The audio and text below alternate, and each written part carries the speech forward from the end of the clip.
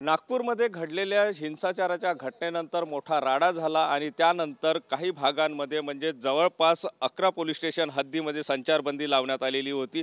याआधी जे आहे ते नंदनवन आणि कपिलनगर या भागातली संचारबंदी पूर्णतः उठवण्यात आलेली होती। मात्र काल मुख्यमंत्र्यांनी नागपुरात आढावा घेतला, त्यानंतर काही पोलीस स्टेशन हद्दीतील संचारबंदी जी आहे ती पूर्णतः हटविण्यात आलेली आहे। त्यामध्ये जर आपण बघितलं तर परिमंडळ 3 मधील पोलीस स्टेशन पाचपावली, शांतीनगर, लकडगंज, त्याचप्रमाणे परिमंडळ 4 मधील पोलीस ठाणे जे आहे ते सक्करदरा, इमामवाडा या परिसरातील संचारबंदी आहे जी आहे ती पूर्णतः उठवण्यात आलेली आहे। तर ज्या भागामध्ये हा सगळा राडा झालेला होता आणि हा भाग प्रभावित झालेला होता त्या परिमंडळ 3 मधील पोलीस ठाणे कोतवाली, तहसील गणेशपेठ या भागातील संचारबंदी जी आहे ती कायम आहे। मात्र त्यामध्ये थोडीशी शिथिलता देण्यात आली, ती म्हणजे सायंकाळी 7 वाजतापासून तर 10 वाजतापर्यंत नागरिकांना ज्या अत्यावश्यक वस्तू आहे किंवा काही खरेदी आहे त्यासाठी थोडीशी शिथिलता देण्यात आली। मात्र परिमंडळ 5 मधलं यशोधरा नगर पोलीस स्टेशन हद्द जे आहे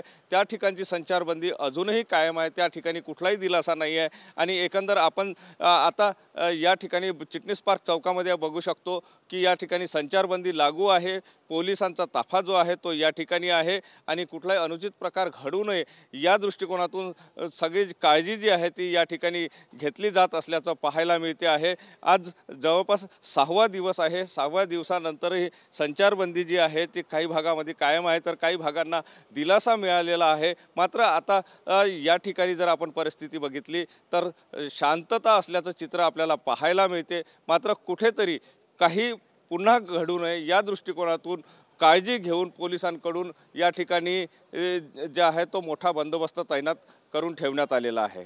कॅमेरामन साईसह सुनील ढगे, TV9 मराठी, नागपूर।